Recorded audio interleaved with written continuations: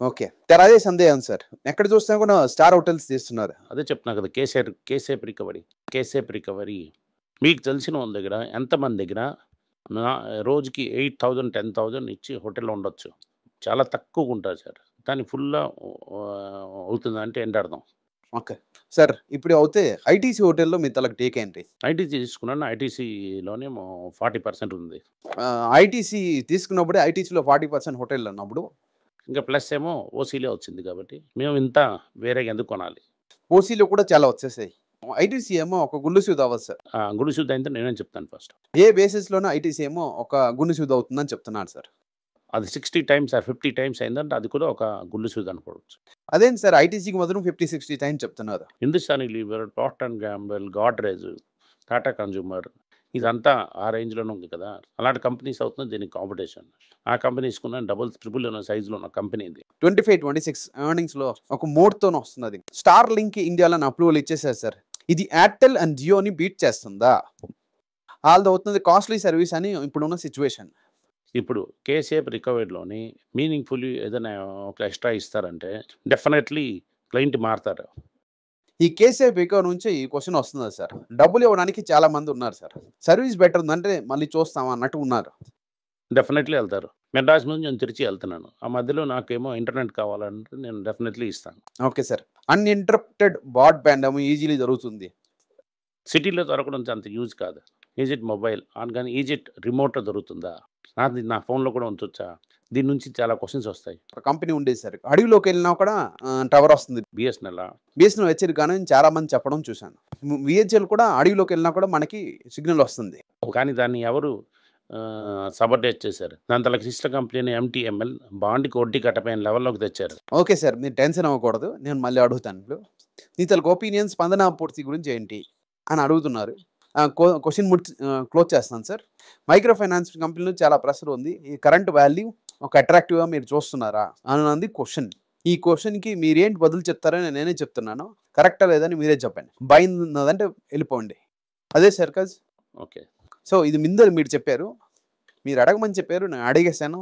అదే కరెక్ట్ అన్న బదులను ఆళ్ళకి అడిగేశాను. అది చెప్పేశారు. ఎందుకంటే ఈ స్టాక్ మీకు అంత సరిగ్గా అవ్వదు.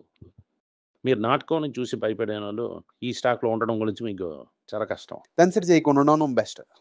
ఇలాంటి స్టాక్స్ అంతా మీరు చేయి పెట్టకండి. బఫెట్ నుంచి కంపేర్ చేయండి. ఈ స్టాక్ ఏమో ఈ వాల్యూలో ఉంది. హిట్టింగ్ బేస్‌లో ఉంది అంటే పర్ఫెక్ట్ 6 కొట్టొచ్చు. ఎమోషనల్లీ ఉండకుండా ఉంటా అంటే మీరు పడుతుందా? పెరుగుతుందా? పడుతుందా? పెరుగుతుందా? తెలుపా? నలుపా? తెలుపా? నలుపా? అంటే 6 కొట్టేశారంటే అందరూ తీసుకుంటారు దాన్ని. అంతే. బక్సే హాత్వే కూడా అలాగే తీసుకున్నాం. ఆ కంపెనీలో ఏంటి లేదు.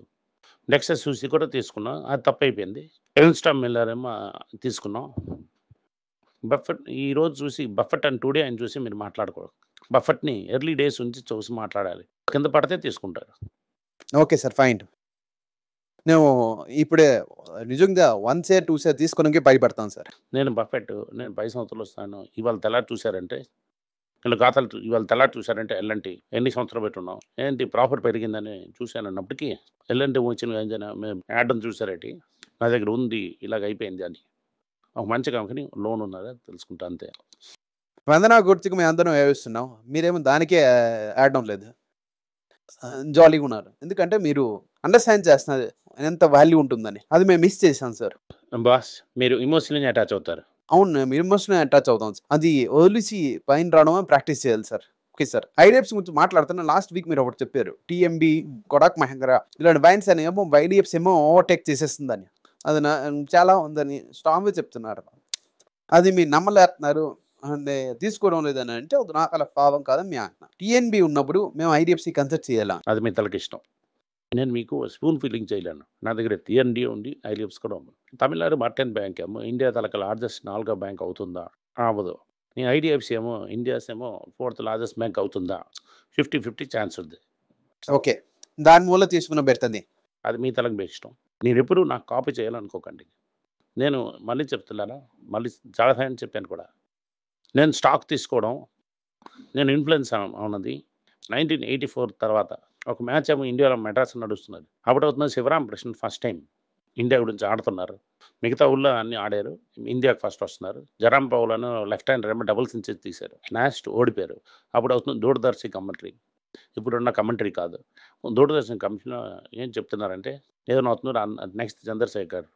ఆ పక్కన ఉన్న వాళ్ళని నవాబాబు పటోడి. ఇప్పుడు నవాబాబు పటోడి జూనియర్ కూర్చున్నారు. నేను వాలంటీర్ పిన్నాడు ఉన్నట్టుగా ఉన్నాం. మీరు ఎప్పుడు స్టేడియంలో ఉన్నారు. అవును. అదేం చెప్తున్నాను నెక్స్ట్ ఆడిబాల్లో ఏం చేస్తారని చెప్తున్నాను చూడండి. మొత్తం కన్ను 400 మీటర్ల మీద స్టేడియం మీద నుంచి ఐస్పీ తాకి చెప్తున్నారు. ఓకే, ఇది లెగ్ బ్రేక్, ఇది గూగ్లీ, ఇది ఫ్లిప్, అయింది స్ట్రైటర్ 1 రైట్. స్టాక్ కూడా అలా చూడాలి. మనం బఫెట్లా చూడలేం. అది 80 ఇయర్స్ అవుతుంది. నేను 25 ఇయర్స్ చేస్తున్నాను. నేను ఏ యాంగిల్లో చూస్తున్నానని ఆ యాంగిల్లో మీరు చూసి చూడలేరు. బికాస్ ఎందుకంటే నేను లైఫ్లోని నా పట్టిన అనుభవం మీరు పడలేదు. మీరు అలాగ చూడలేరు. నేను లక్కీలీ 91 బిఫోర్ స్టాక్ చూశాను, 91 తర్వాత చూశాను, అండ్ 2000 తర్వాత కూడా చూశాను. నేను చూస్తుంది ఇప్పుడు అంతా ఒక ఫాలే చూడలేం మీరు అసలు. ఒక అదే వారం బఫెట్ చెప్తున్నారు. ఇది అవుతున్న ఒక ఫాలే కాదు.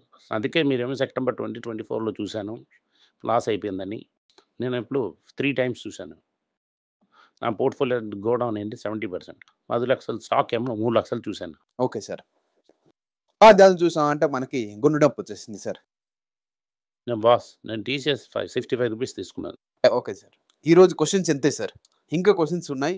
4 ఎపిసోడ్లో ర్యాపిడ్ ఫైర్లో అడుగుతాను. చాలా మంది ఏమో ఈ స్టాక్ తీసుకోండి, ఆ స్కాన్ తీసుకొని చెప్తున్నారు.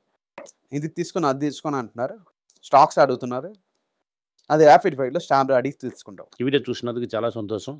Thank you. నమస్కారం.